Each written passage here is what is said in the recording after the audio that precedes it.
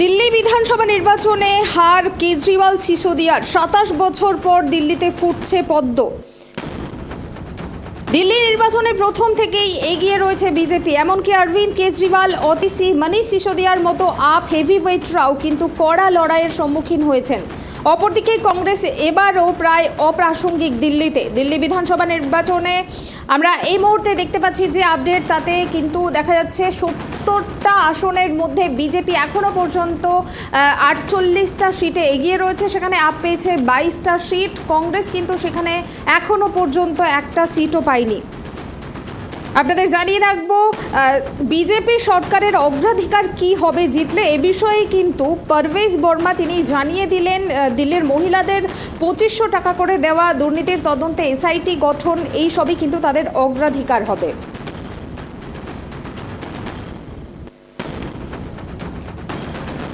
দিল্লি বিধানসভা নির্বাচনের আজ ভোট গণনা। এই মুহূর্তে কি আপডেট রয়েছে আমরা সে বিষয়ে জেনে নেব। আমার সঙ্গে লাইভ রয়েছেন নিউজ ডেস্ক থেকে আমার সহকর্মী সত্যজিৎ পাল। সত্যজিৎ, কি আপডেট রয়েছে এখনো পর্যন্ত? দেখো, এক কথায় বলা চলে বিজেপির স্বপ্ন পূরণ বলা যেতে পারে প্রায় ২৬ বছর পর। তার কারণ ২৬ বছর আগে বিজেপির শেষ মুখ্যমন্ত্রী ছিলেন সুষমা স্বরাজ, এবং তারপরে দীর্ঘ ১৫ বছর কংগ্রেস শাসন ছিল। শীলা দীক্ষিত ছিলেন দিল্লির মুখ্যমন্ত্রী, এবং তারপরে অরবিন্দ কেজরিওয়াল, এবং শেষ মুহূর্তে অতিসি মার্লেনা, অর্থাৎ আম আদমি পার্টির সরকার। একদিকে কংগ্রেসই ছিল, অন্যদিকে আম আদমি পার্টি ছিল। কিন্তু বিজেপি প্রায় ২৬ বছর পর এবার কিন্তু দিল্লির মসনদে বসতে চলেছে। পাশাপাশি তোমাকে আমি আরও একটা জানিয়ে রাখবো যে দিল্লির নির্বাচন কেন গুরুত্বপূর্ণ সর্বভারতীয় রাজনীতির ক্ষেত্রে। তখন তুমি জানো দিল্লির যে আইন প্রশাসন, পুলিশ প্রশাসন, এটা নিয়ন্ত্রণ করে কিন্তু কেন্দ্রের স্বরাষ্ট্র মন্ত্রক। আর দিল্লিতে যদি অন্য রাজনৈতিক দলের সরকার থাকে তাহলে কিন্তু বারবার বিবাদ বেঁধে যায় এই নিয়ে। তখন পুলিশ প্রশাসন নিয়ন্ত্রণ করে কেন্দ্রীয় স্বরাষ্ট্র মন্ত্রক। এবার এখানে যেটা গুরুত্বপূর্ণ হয়ে উঠছে, এবার কিন্তু সেই বিবাদটা এবার কমতে চলেছে।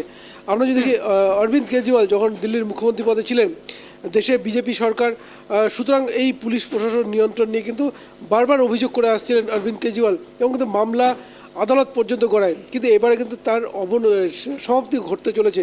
তার কারণ তুমি জানো এবার অরবিন্দ কেজরিওয়ালের দল আম আদমি পার্টিকে সরিয়ে ক্ষমতা দখল করতে চলেছে বিজেপি। এবং তোমাকে আরও যেটা জানিয়ে রাখবো, এবার দেখো এবার নির্বাচন কেন গুরুত্বপূর্ণ বিশেষ সর্বভারতীয় রাজনীতির ক্ষেত্রে। কারণ এই দিল্লি বিধানসভা নির্বাচনকে কেন্দ্র করেই যদি আমরা বলি যে একদিকে যেমন আইএনডিএ জোটে যে ফাটল কিন্তু প্রকাশ্যে চলে আসে, তখন এই আইএনডিএ জোট যেটা লোকসভা ভোটের আগে তৈরি হয়েছিল, সেখানে কিন্তু কংগ্রেস সবচেয়ে বড় রাজনৈতিক দল, এবং আসন সংখ্যা কংগ্রেসই বড় হয়ে ওঠে। কিন্তু এই দিল্লি নির্বাচনের আগেই কংগ্রেসকে নিয়ে একটা বিবাদ তৈরি হয়। তার কারণ এই যে দিল্লির বিধানসভা ভোটের কথা যদি বলি, অরবিন্দ কেজরিওয়াল যখন আম আদমি পার্টিটা তৈরি করেন, বা তার আন্না হাজারের যে যদি বলি আমরা আন্দোলন, যেখানে আমরা লোকপাল বিল নিয়ে আন্দোলনটা করেছিলাম আন্না হাজারে, সে আন্না হাজারের অন্যতম প্রধান কাণ্ডারি ছিলেন কিন্তু এই অরবিন্দ কেজরিওয়াল।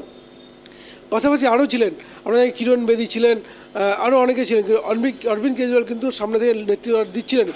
এবং এই আন্দোলনের পরেই কিন্তু অরবিন্দ কেজরিওয়াল রাজনীতিতে আসার সিদ্ধান্ত নেন এবং আমাদের পার্টি তৈরি করেন, এবং তারপরে যে সরকার গঠন, এটা এক কথা বলা যায় ভারতীয় রাজনীতির ক্ষেত্রে একটা ইতিহাস, সেটা তৈরি করেন অরবিন্দ কেজরিওয়াল।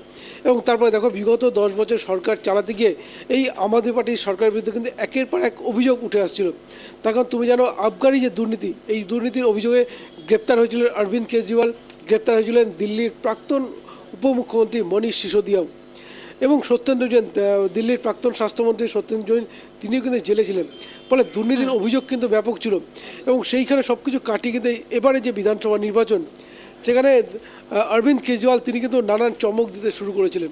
প্রথমে তিনি যে ঘোষণা করেছেন যে মহিলাদের অ্যাকাউন্টে, অর্থাৎ বাংলার যে লক্ষ্মীর ভাণ্ডার যে প্রকল্প, তা যেন কোথাও অরবিন্দ কেজরিওয়াল সেটা দিল্লিতে চালু করার সিদ্ধান্ত নেন। তিনি প্রথমবারে ঘোষণা করেন যে ২১০০ টাকা করে মহিলাদের অ্যাকাউন্টে দেওয়া হবে, এবং পাশাপাশি তিনি সঞ্জীবনী প্রকল্প আনেন, যাতে বয়স্কদের, অর্থাৎ 60 বছরের বেশি বয়স হলে তাদের বিনামূল্যে চিকিৎসা করার ব্যবস্থা করা হয়। এছাড়া যে যমুনা পরিষ্কার প্রতিশ্রুতি দিয়েছিলেন, কিন্তু এখানে কিন্তু একটা প্রশ্ন উঠে যায়, কারণ এর আগেও তিনি কিন্তু এই যমুনার জঞ্জাল সাফ করার প্রতিশ্রুতি দিয়েছিলেন, সেই প্রতিশ্রুতি কিন্তু পূরণ করতে পারেনি। এছাড়া আরও যে বেশ কিছু গ্যারান্টির কথা বলেছিলেন, যে পানীয় জল পৌঁছে দেওয়া, পাশাপাশি ফ্রি ইলেকট্রিক বিল, এগুলো প্রতিশ্রুতি নিয়ে কিন্তু ঝাঁপিয়েছিলেন। অন্যদিকে বিজেপিও কিন্তু এবার কোমর বেঁধে নেমেছিল। বিজেপির সবচেয়ে যেটা সমস্যা ছিল আগের বিধানসভা নির্বাচনগুলোতে, সেখানে হচ্ছে প্রার্থী নিয়ে, অর্থাৎ গোছ প্রার্থী কিন্তু বারবার ছিল, কিন্তু এবারে বিজেপি কিন্তু সেইভাবে গোছ প্রার্থী ছিল না, এবং যার ফলে কিন্তু বিজেপির পক্ষে এই লড়াইটা করা কিছুটা হলেও সহজ। শুধু গোছ প্রার্থী নয়, আরও তোমাকে যেটা বলবো, যেবার দিল্লির ক্ষেত্রে যদি আমরা বলে রাখি যে গোছ প্রার্থী তো নয়, অন্যদিকে বিজেপি কিন্তু সংঘবদ্ধভাবেই লড়াই করেছে। এবং দেখো, এর আগের বার যেখানে মুখ্যমন্ত্রী মুখ করে নেমেছিল কিরণ বেদিকে, কিন্তু এবারে কিন্তু মুখ্যমন্ত্রী কেউ ছিলেন না।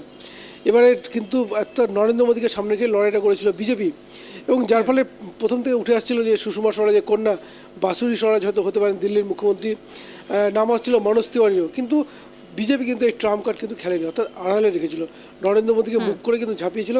আর ঝাঁপিয়ে পড়ার ফলে এবার যে ফলাফলটা সামনে এলো, তাতে কিন্তু বিজেপি, অর্থাৎ 26 বছর পর দিল্লির মসনদে বসতে চলেছে বিজেপি। এখন দেখা যাক মুখ্যমন্ত্রী বিজেপি কাকে করে।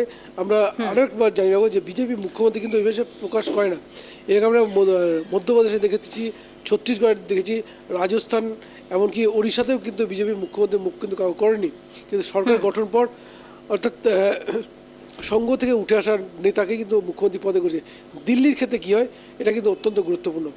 কুনামি, সত্যজিৎ, আবারও যেটা জানতে চাইবো, এখানে দিল্লিতে দেখা যাচ্ছে যে যেসব হেভি ওয়েট প্রার্থী ছিল, যেমন মনীষ সিসোদিয়া, অরবিন্দ কেজরিওয়াল, তাদেরও কিন্তু তারা নিজেদের আসন ধরে রাখতে পারলো না। এর মূল কারণ কি? দেখো, প্রথমেই বলে রাখবো যে দিল্লি এবারের বিজেপি যে স্ট্র্যাটেজি সাজিয়েছিল সেটা হচ্ছে আপ সরকারের দুর্নীতি। এবং তুমি জানো যে আবগারি দুর্নীতির কথা আমরা যে ব্যাখ্যা করতে আসি, দেখো আবগারি যে, অর্থাৎ মদের দোকান তৈরির ক্ষেত্রে যে সরকার যে লাইসেন্সটা দেয়, সেখানে কিন্তু যে ট্যাক্সটা আদায় করে সেটা কিন্তু সরকার করে, কিন্তু এবারে অরবিন্দ কেজরিওয়ালের সরকার সেটা কিন্তু পুরোপুরি তুলে দিয়েছিল। অর্থাৎ কিন্তু সেইখানে যে অভিযোগটা উঠে আসে যে মনীষ সিসোদিয়া, যিনি দিল্লির উপমুখ্যমন্ত্রী, তিনি একদিন যেমন সরকারের যেটা কোষাগারে যে টাকাটা আসতো, সেটা সরকারি কোষাগারে না গিয়ে সেটা পার্টি ফান্ডে আলাদাভাবে নেওয়ার চেষ্টা করছেন। এবং যেখানে এই মদের দোকানের লাইসেন্স দেওয়া নিয়ে প্রায় 600-র বেশি নাম জমা পড়ে, সেখানে কিন্তু প্রায় 70টা জনকে লাইসেন্স দেওয়া হয়।